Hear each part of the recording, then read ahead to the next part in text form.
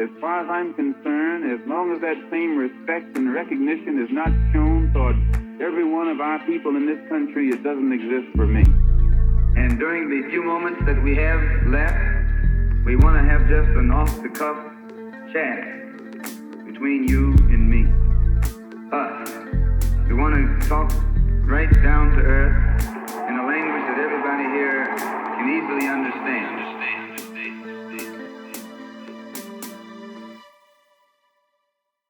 Welcome back to another episode of The Malcolm Effect.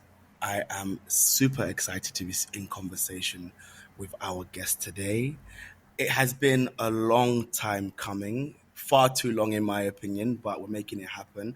Please welcome Dr. Myriam François for the first time to The Malcolm Effect. How's it going? Alhamdulillah, thank you so much for having me on. It's a great honor to join your illustrious guests list and to be in conversation with yourself. It's an honor and privilege. Thank you so much. I'm glad you agreed to do this episode because I often say, France, nothing good comes out. And I have.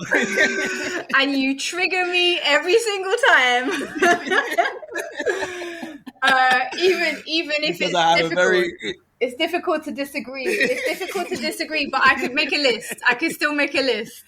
You know, I'm sure you can make a list, and that's why you're on the show. Almond croissants for a start. Exactly. They get and cheese, the kind of tea, the coffee and the culture, yes. and the cafe culture. I can appreciate.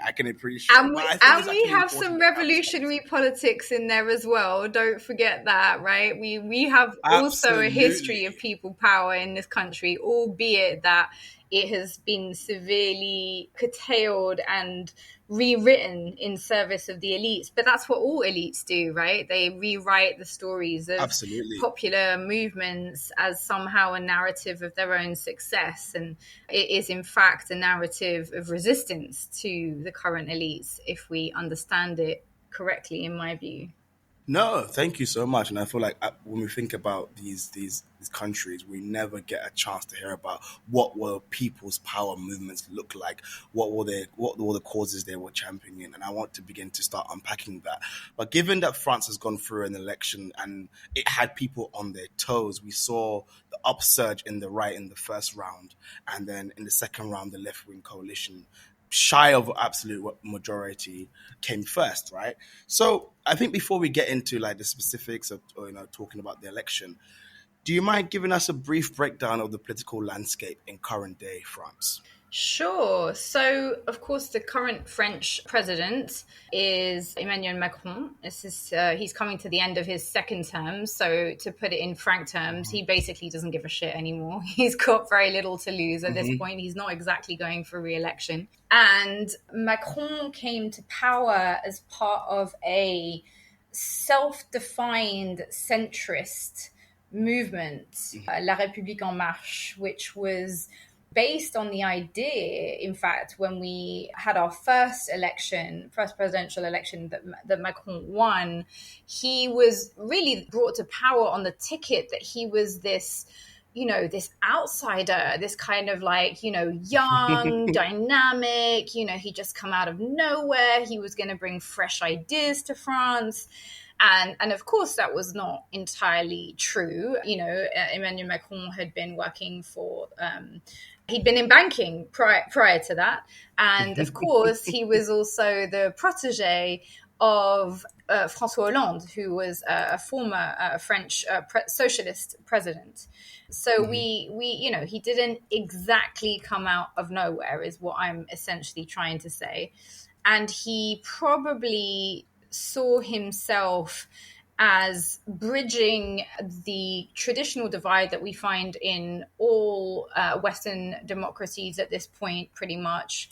This idea that there's basically only a left and a right and there's nothing in between. And we have for decades had critiques of this, basically two-party model. And so I think, Macron came to power very much on the idea that he was going to bridge that gap, that he was going to fill this center space that we were told was the majority.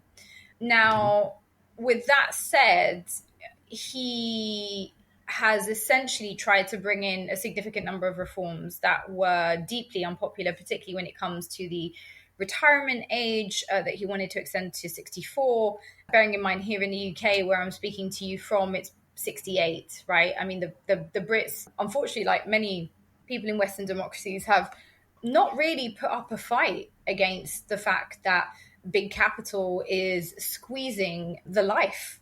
And it is the life at this point. If you're working till 68, you'd be lucky if you live a couple more years. And with, especially now that we've got declining life expectancy here in the UK there. And so to the left and right, so we would say we have the Socialist Party in France that, had a little stint, a little renewal under Francois Hollande's presidency. If you remember Francois Hollande, he was the president who was caught having an affair on his moped. There was those with a French actress. So we could forgive anything in France except ridicule. So no one really minded about the affair, just to be clear. But what people really objected to was how ridiculous he looked on his moped with his ill-fitting helmet. And so I think that tells you a lot about our kind of political landscape. And then so that was in 2017. His term ended.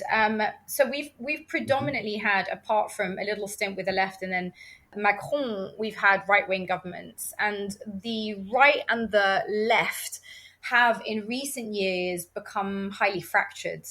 The Socialist Party in the last presidential elections, I think, got less than 8% of the vote. The analysis of that varies depending on who you ask, but I think it's fair to say that in France, although we obviously have a traditional left and a traditional right, and then we have what gets called the far left under Jean-Luc Mélenchon and La France Insoumise, and on the right we have the Republican Party, and then to the right of them we have Le Front National, which has now been reimagined as the Rassemblement National, who are essentially the inheritors of a party founded by a former SS officer, a former tortionary, tortionnaire, we say in French, somebody who tortured Algerians during the French occupation of Algeria, who objected to Algeria's war of independence. There are actually eyewitness accounts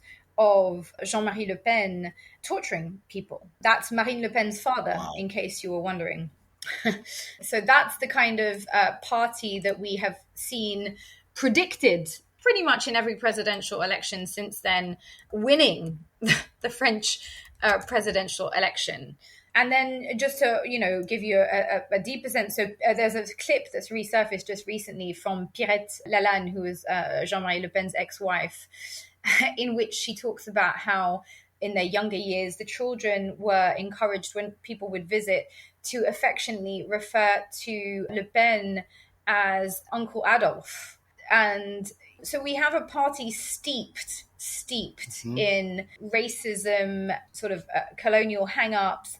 And then we have a society that's completely in denial about the existence of race in the first place, right? So France does not recognize the race as a category. The idea being that everyone under the Republic is considered an equal citizen, and that the Republic is blind to differences of color, which is obviously a very laudable aspiration, but is completely disconnected from reality, right? So we have serious and profound problems of racism and Islamophobia in France. And I would say that a huge part of that has been two things. One is France's failure to face its colonial history head on. So France has apologized, as it should, for being collaborators under the Vichy government in the Second World War, where we as a country were complicit in sending Jews to their death and participating in fascistic politics. We have apologized, which is the least we could do for that. The country's also apologized for slavery, considering it a huge tar on the country's history. Also, possibly the very least that could be done. However, when it comes to colonialism, there has been no real recognition or apology of the crimes of colonialism. And that means that we have a country that is largely in denial and still seeking rehabilitations of that period. Frequently, we'll hear, there were great things were done, during the colonial era. We built some railroads, killed some kids. Yeah.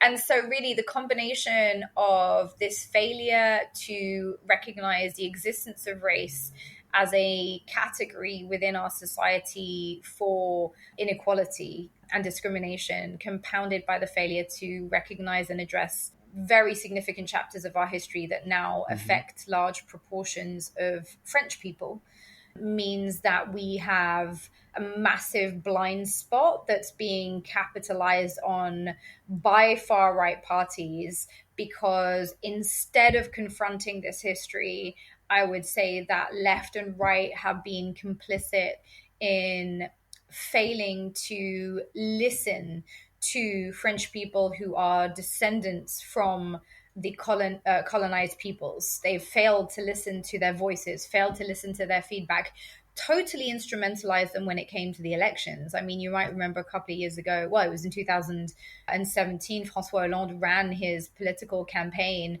in the French suburb, which is basically the hood in France, using Jay-Z and Kanye's track, the N-word in Paris, because of course that was totally culturally sensitive of him as a white man to do. So that's basically, sorry, I've probably gone on a little bit, No, but thank you. No, not at all. I think that's important because there's there's several moving parts to the story, right? And I think people who are not in the French speaking world may be unaware of what it's like on the ground. So we saw the EU election and there was an upsurge in right wing seats, right? And then Macron called a snap election. I know you're saying he's not seeking re-election and you're saying basically he doesn't give a shit, but why do you think he took this gamble? There's been a lot of speculation. So I think what it reminds me of? It reminds me of the Brexit gamble. Do you remember David Cameron? Yeah, I was thinking that. So David Cameron basically took a gamble with the Brexit referendum. If people remember, the idea was at the time it was Farage's party, that was Nigel Farage, who's on the far right, pushing for this idea of Brexit and dividing his party, the Conservative Party. And so in order to kind of placate, and also in some ways he was thinking to reassert his power, David Cameron basically took the worst gamble in British history, and it ended up going the wrong way. It obviously led to the opposite of what he thought would happen, which would be a cementing of his power. And I genuinely don't think that he or anybody else thought that it was going to be the outcome that it was, and now we're all paying the price for it here in the UK. And I think to that extent, there's been different theories on why Macron would have called the election. He definitely he's been struggling a lot with his own cabinet, right? So his Prime Minister, Gabriel Attal, who is literally a child. Sorry, I just don't think you should be a prime minister at the age of 34 or whatever it is that he is. But yeah, very, very young and inexperienced. And he's the prime minister's handed in his resignation more than once, I believe, and it keeps being refused. So clearly all is not well, I would say. Internally, there's a lot of dissatisfaction with Macron. It happens a lot with our presidents, generally speaking, they are hated. I don't think that's an unhealthy attitude to have towards your leaders, to be honest, but I think it's important to maintain that critical distance. But yeah, I mean, some are suggesting he may be trying to, prepare a comeback for 2027, where again, he repositions himself as, oh, look, I staved off, we saw, that France. So in this election that he won't be able to run into, France has a choice between these two extremes, is how it's being presented, right? The new Popular Front, because we also had a Popular Front, by the way, in the 1930s that was aimed at also countering fascism. Incidentally, sure, not history repeating itself, surely not. And so we basically, at this point, it's very easy for him to turn around and say, well, clearly the new Popular Front, which includes Jean-Luc Mélenchon, who's considered to be by the mainstream sort of liberal elite. And I don't use liberal as a compliment, just in case anyone's wondering. Probably the opposite. Don't worry, not on this Not show. on this Not on this show, show. definitely not, right? So that sort of liberal consensus considers Jean-Luc Mélenchon and his ideals of what they would dub to be the far left, but probably is actually just more of a traditional left. So Jean-Luc Mélenchon's party is in a coalition with communists, with the Socialist Party, which is basically almost irrelevant at this point. And the idea is that now Macron can sort of say, oh, you guys don't want the far left and you also don't want the far right. I mean, who else could have this role? Dim, dim, dim. So, I mean, maybe. What we definitely know is that in the 66-year history of France's Fifth Republic, which is the one we're in now, the National Assembly has never been as divided as it is now. And that we do now have the largest number of seats belonging to a broad left-wing coalition. Then followed, of course, by Macron's party, and then the far right, who, despite there sort of being this celebration of the idea that the far right had been staved off, now have the largest, they're the number one group in the European Parliament representing France. Wow. Yeah. Bearing in mind, these guys are anti-EU, by the way. So they're pocketing all this money from the EU, and a lot of it actually is under investigation for fraudulent use of EU funds. And they actually are claiming that they want to separate from the EU. And Jean-Luc Mélenchon actually is also quite suspicious of the EU, but maybe for different reasons. And then, of course, now they've gained a whole lot more seats in own parliament, so that National Assembly, right? So we now have, I think they went from like under 60 seats to now 140. I mean, it's very difficult not to see that as a considerable and consistent growth by the far right. Yeah, for me, there's no way around that we staved off them winning the election, but the influence that they now have over French politics and European politics on behalf of France is at the highest level it has ever been.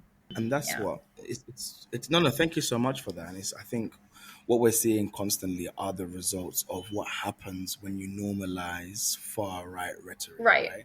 When what was considered on the fringes in the name of free speech and quote unquote liberal democracy, you begin to not just invite these people and give them equal playing fields on mainstream platforms, you normalize their rhetoric. Yeah. Right? To the point where now far right rhetoric doesn't even seem fringe anymore. It just seems quote unquote a part of the discourse. That's it. And even more so, I would say, when it comes to the big sort of Trojan horse that the far right use as their sort of spearhead, which is essentially Islamophobia, right? So the Islamophobia of like, there are too many immigrants in France. Well, France being a country that has a colonial history that links it to Algeria, which, until the 1960s was considered to be a French department, as in it was part of France. And of course, throughout North Africa and West Africa, and into Central Africa, of course, we have, a country that, through those links, of course, has a significant portion of our population that comes from those places. And the issues that affect those people, particularly when it comes to what I was saying earlier around the recognition of historical wrongs and how they connect to contemporary forms of inequality, there is a radio silence on that, whether from left and right, because of course you can't touch race, because even talking about race is a problem. Like today, if you watch debates on some of the most viewed programs on French TV, you basically get, if somebody raises the issue of race, I was watching a brilliant French journalist called Rokhaya Diallo recently talking about, the Front National, the Rassemblement National guys, the far right guys, and referring to him as a white man, which he is. So literally just descriptive. And the show turned into an attack on her for being racist towards the far right. I mean, you couldn't make it up. You could not make it up. That's insane. Yes. I'm not surprised. Yes. Yeah. I'm not surprised. I'm not surprised. But I think what you're pointing to is very interesting, right?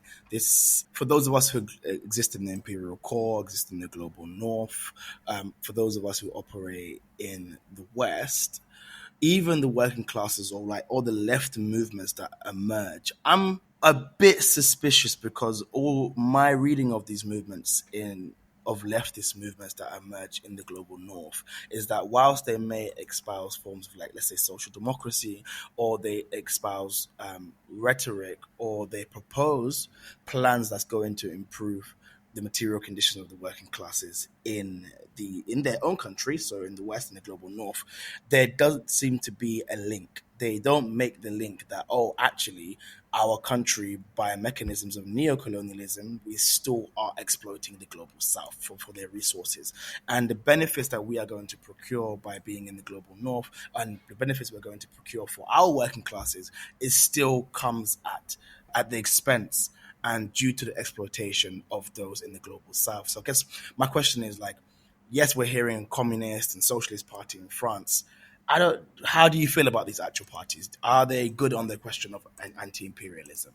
I mean, on the so Jean-Luc Mélenchon, who leads La France Insoumise, which is considered to be the far left party, he has spoken out on the need. In fact, the new Front Populaire, the new Popular Front, has talked, for example, about the need to recognize a Palestinian state. So for me, that's a relatively low bar. They've talked about recognizing a Palestinian state within the context of a two-state solution. To me, that does not address the fundamental issue of apartheid within Israel itself, almost as an independent issue to the national liberation struggle. Surely there's another issue that needs confronting. So we're not seeing that. I think the reality is that I don't know if you saw, there was a big uproar in the last couple of days because the New Popular Front published a picture of their new MPs, and it was whiter than white. It was a coalition, a rainbow of white people representing, allegedly, the interests of working class people in this country, in France, which, if you're on the ground in France, in terms of the neighborhoods where people are organizing to assist their communities with the severe forms of poverty and dereliction and police brutality and so many other issues, insalubriousness of the housing, poor education, though people that I meet on the ground are rarely white. So it's interesting to me, well, interesting here is a euphemism, surely, that the representation of the needs of those population at a formal institutional level does not reflect the makeup of the populations they say they are interested in supporting. I also don't know that we can have a truly anti-imperialist policy. The French left has a dubious history when it comes, for example, to the decolonizing, the anti-colonial movement. For example, the left were not immediately expressing solidarity with that movement. I'm sorry to say that there were many who for a long time did not think that the equality of workers extended to Algerian workers or Moroccan workers or Tunisian workers or Senegalese workers, that there was still a very racialized conception of who constitutes a worthy human, ultimately, I think, is what this really comes down to. So do I have a lot of hope that this kind of the new Front Populaire is going to lead to a new dawn of French politics? Absolutely not. For a start, we don't know who is going to be selected by Macron from this coalition. Obviously, we're waiting on his decision now, but I suspect that he is not going to turn to the most radical elements within it. So let's see. But in the Yeah. meantime, I mean, remember, Macron is someone who governs like a little emperor. You know, he's like a little Napoleon. He's out here we already have a political system that's highly centralized power in the executive. But Macron is particularly known for being almost like a one-man band in that sense. In fact, I think the other day I was reading an article that he was being interviewed on his jet, and one of the questions was, who do you go to as the president? Who do you go to when you need to consult someone on your decisions? And he kind of apparently pretended not to understand the question for a minute, and then his PR person was sort of hinting at him, and the interviewer said, "Oh, I don't know, like maybe your wife. Do you maybe go to your wife?" And the PR person was thrilled with this, yes, it's the wife. And apparently Macron said, no, I go to myself. And I was thinking, oh yeah, that's so you and every narcissist on earth. Yeah, I mean, it's crazy. So that's the president. Hello? Thank you. Yeah. Yeah, sorry, my connection went for a sec. No, thank you so much for that. I do want to, so that's, I think, what you're essentially saying has been my feeling for quite some time as it pertains to the left, the quote unquote left in the West. I'm just not as convinced that they are really ready to form what global solidarity looks like. So I think I see it in France, I see it in the UK and other places as well. It may also be the case, to be honest with you, that the traditional left and right divides may need a little rejig. I think that these feel quite tired models, and I wonder whether there is not something a little bit broader that we need, that goes beyond traditional divides, that is about kind of recentering people and the interests of societies and their members over the interests of big capital and corporations.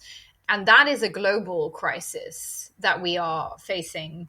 And I think that global crisis is then being understood and not necessarily addressed, but certainly the consequences of that global crisis are then being used to further different political perspectives.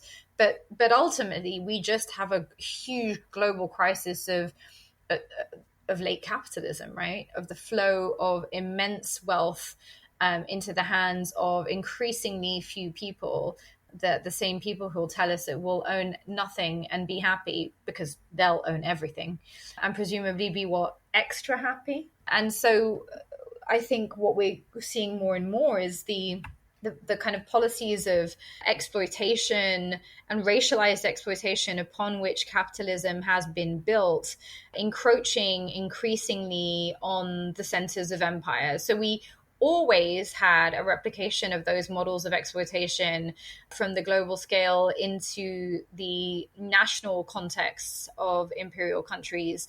But now those divides internally are becoming more acute, and there is a growing, I think, awareness and consciousness emerging among people who may previously have thought that the 1% was within reach, which of course is the big carrot that capitalism dangles. Don't worry about the inequality because you are going to manage to be the lucky one. We're all basically playing the lottery every day with the gamble. Nobody's broke. Nobody's broke. You're just a billionaire in waiting. Right. Exactly. And so that mythology. No, thank you so much. I think, absolutely.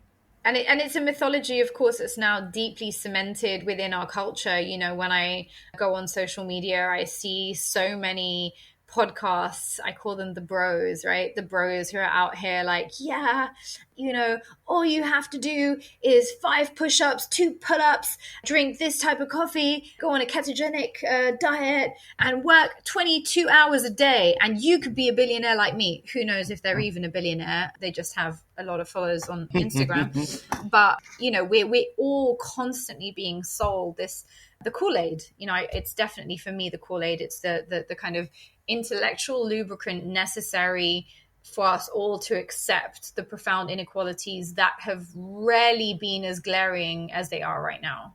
Absolutely. And when there's such a time where the contradictions have been heightened significantly, I guess I'm also just, my internet keeps coming in and out. So I'm just kind of like, I'm trying to, yeah. Can you still hear me? Yeah, I can still hear you, yeah. Oh, okay, thank God. It keeps coming in and out. But okay, shifting gears a little bit then, given that you are in the UK and it's something that you are familiar with, and I've also seen your brilliant interviews during this time when it's been speaking about Palestine, where do you think the Palestinian movement as it pertains to what on the ground in the UK and what the UK government is saying and in response to what is happening on the ground in Gaza, where do you think the movement is now? I'm conscious that the movement for the liberation of Palestine has made tremendous strides there. For those of us who've been invested in Palestinian liberation longer than the last 9 months, and that's not a critique, actually. If you've just joined, welcome. We really do appreciate everyone who's joined. But if you've been around a little longer than that, then you will know that there is much that is being said and done today that was impossible to say or do a year ago, 2 years ago, certainly.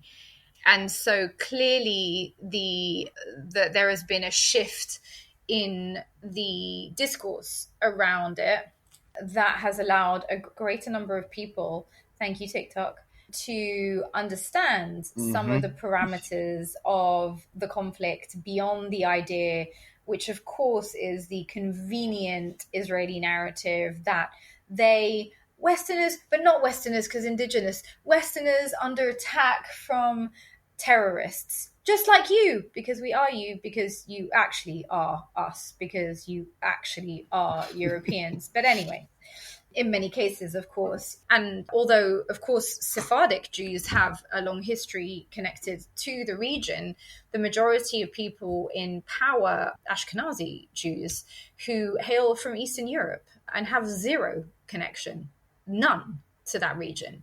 They have a mythological connection to it, and mythology is important, but it's not the sort of argument that's made that somehow that their ancestors were tilling the land 2,000 or however many thousands of years ago. They imagine this happened, and therefore that should lay a claim to their right to appropriate people's lands, homes, and ethnically cleanse them from those spaces.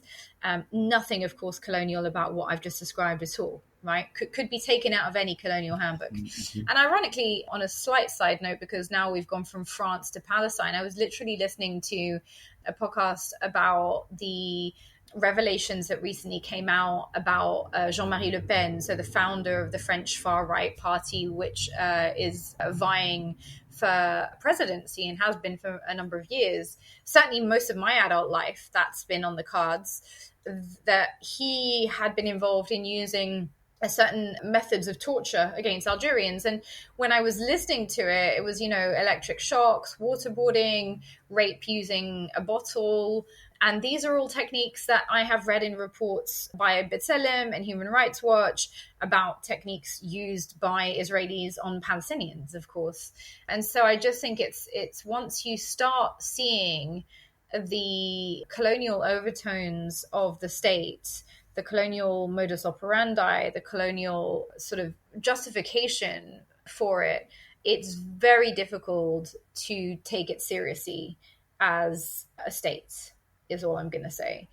To come back to your point, I think that the movement made a large number of gains fairly early on that were hugely empowered by the encampments. The encampments, I think, were a very significant part of the spread and normalization of support for the Palestinian liberation struggle. Many of those are currently being dismantled. We have seen a growing use of force against the people in the encampments, including SOAS recently that was attacked. And I know both of us have links to SOAS. And so really there is a big pushback happening at present.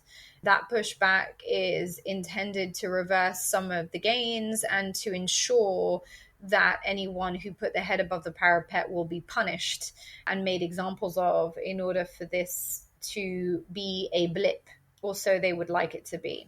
And all I can really say to that is that, many people joined this movement over the last few months, and many, I think, may not have necessarily been invested in other movements previously. And so there seems to be this idea that, oh, we've been campaigning for months and nothing's changed and there's no ceasefire. And that's absolutely true. But I do still think there is a form of Western privilege in the notion that, well, we tried and it didn't work. Because I'll tell you who can't give up on the we're trying, but it's not working. And that's the occupied peoples themselves, right? They don't have the option of it didn't work or it hasn't freed us, so we're done. We're going back to shopping and, enjoying our time together. That is, I think, a real risk. The temporary lull that people have gone through, I feel a lot of people are now kind of coming out the other side and sort of very keen to go back to what they would consider to be normal life. And I think a real challenge for the movement right now is sustaining momentum in the long term. Yes, but I think you're absolutely right. It definitely is a privilege of being of those of us who are in the West. And I think when I think about, or when I'm perhaps think of, or maybe feel feelings of despair or pessimism, I have to quickly snap myself out of it, because as you correctly said and rightly said, those who are literally facing a brutal occupation, have been enduring a brutal occupation, they have not given up. And I'll constantly say, I take my cue from the Palestinians. Right. I take my cue from building Gazas. If those people have not given up hope on freedom and liberation and struggle, then who am I sitting comfortably to have, to fall into despair or any kind of pessimism? Yeah. So thank you for reminding us of that. And I guess my final question, thinking of the UK once more, when I was in the UK recently, I don't want to overstate this, but I genuinely felt there had been a shift in public opinion. As to see the kind of measuring of how much that shift is, I'm unaware. But I do remember distinctly being on the bus actually in central London, in which the news came through on, I think, Netanyahu rejecting a ceasefire deal. And then, these three elderly white women were speaking about it. And then I kind of said, free Palestine in the background. And they looked at me and goes, absolutely. Yeah. And I was like, oh, wow. If these three elderly white women have I can just assume have arrived at this position. Yeah. Surely that's indicative of a shift in perception and public opinion. I don't know what you think. No, well, there have been polls on this, right? So the majority of British people, overwhelmingly, I think it's over 70%, support a ceasefire. So that much is very clear. But they've also done a YouGov survey in February that was looking at, support and attitudes towards the Israel-Gaza conflict. And back then, they found that it was 29% of people who empathize with the Palestinians, and I think it was 16% with Israel, as opposed to Israelis, because I think you can easily empathize with people. Israelis are people, and ultimately we want all people to be free, even if it's free from their own delusions. But the state certainly has seen a significant drop in the levels of public support. So Britons are now increasingly likely to say Israel should call for a ceasefire. They're less likely they were in November to see military action as justified. They're more likely to be willing to express sympathy with Palestinians. And I think that went from 23% pre-conflict to about 28% today. May even be higher. That was from February. So that may even have gone further. So, sympathies basically for Palestinians have increased and are higher today than they were before the last round of, well, fighting is one way of putting it. So I think that's indicative, certainly, of the shift that you're talking about.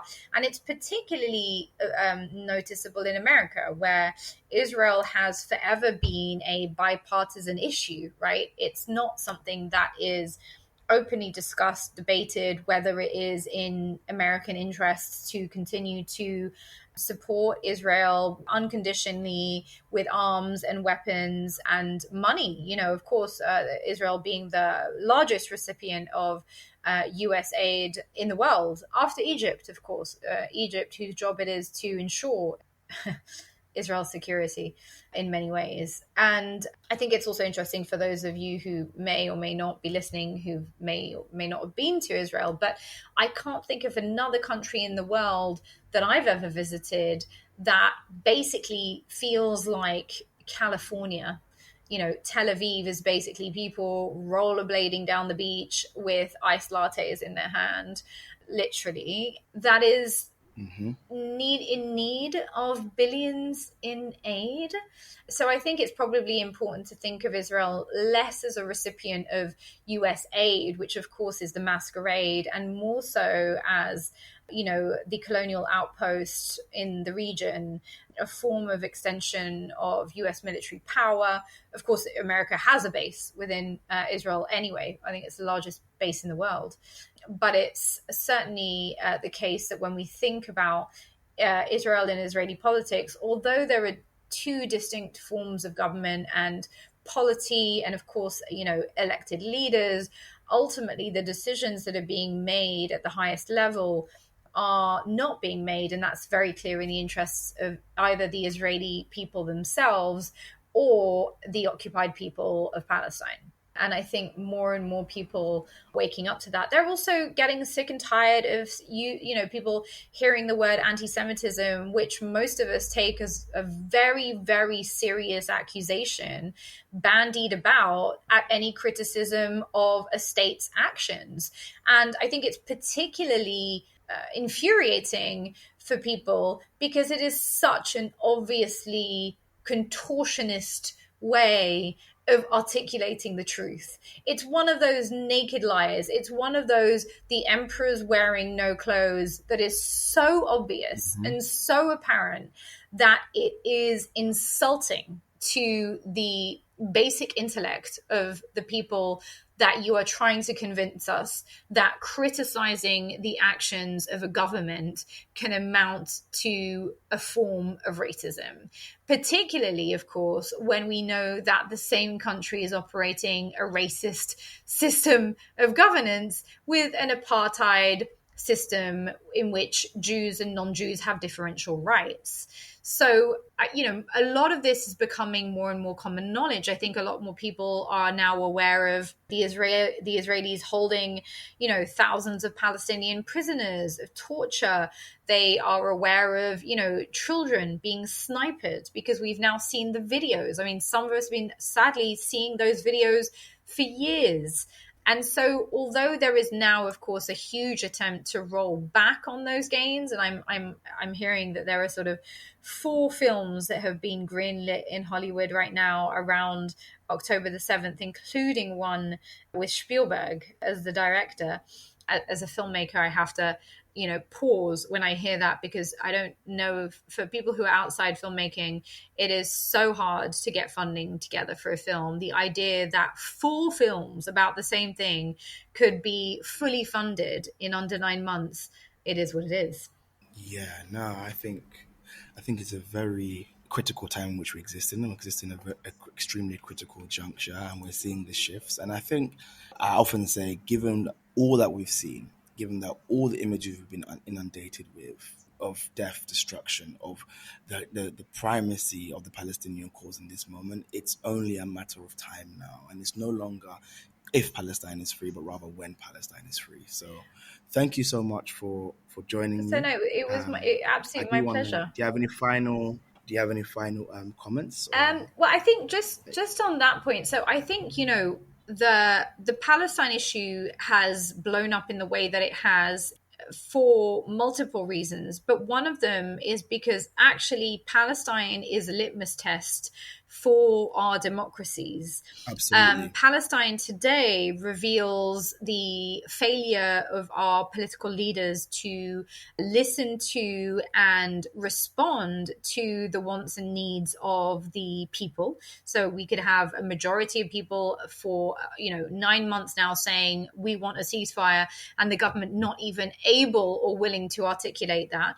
We can see it as a litmus test for the values of the country that we stand for. We have a country now in the form of Israel that is being investigated by the highest courts in the world, the ICJ, of course, where Israel is being investigated for plausible genocide, but also the ICC, which is now been mandated to issue, Karim Khan 2 arrest warrants, one for Yoav Gallant, the defense minister, and of course, the Israeli Prime Minister, Benjamin Netanyahu. So we have a litmus test for the very systems that Western governments have presented as being the paradigm of Western moral regulation of world politics. So that for many African countries, they often used to refer to the ICJ and the ICC as the Western courts, right? Because they had a sense often that the only people being tried within them were African generals. Very rarely do we see Westerners putting their own leaders on trial. I mean, surely Tony Blair should be in the dock at this point. But all this to say so the litmus test then of the values that we stand for as a society, of the international systems of law, the notions of universal rights and principles that have been used to justify the invasion of other countries. Think about the use of the instrumentalization of women's rights to invade Afghanistan, which has now been completely rolled back because, of course, now we need the gas line coming through Afghanistan. And so now we're very happy to accept the Taliban not allowing women to get an education, placing huge restrictions on female autonomy, which incidentally are completely at odds with the religious precepts of the faith they claim to be doing them under. And so I think that there's a realization that the governments that we thought may have been trying to work in the interests of the people are actually completely held hostage today to the whims of wealthy individuals, wealthy donors, and large corporations who essentially have only one interest, which is possibly diametrically opposed to that of the majority of people. And that is to further increase their profit margins and squeeze people even further. I mean, you've seen maybe Greece announcing a 6-day working week. After all these years of being told tech was going to improve our lives and ensure that we could work less and enjoy our lives more. No. We can't have that. We need ever more servitude. You need to work longer and harder for less money so that you are never energized enough to look up and to take on the real sources of your oppression. So I think Palestine has reminded us all that the systems are currently corrupted, that freeing Palestine in that sense means freeing ourselves from the forms of corruption which are now endemic in so-called democratic institutions and countries. Absolutely. And I think I'll just end with saying, kind of going off what you said, in freeing Palestine, it is we who have been freed. So thank you so much once again for joining me. This has been a super insightful conversation. I've just enjoyed listening to this, and it's something I'm sure I'm going to revisit. I highly recommend people checking out Dr. Myriam François' work. She can be found on social media, which I will link her socials to the episode description. And I hope this isn't the first and last time you're on the Malcolm Effect. So hopefully have another conversation in the future. So do I. And until next time, peace out, people. All right. Peace out. Thank you so much for having me.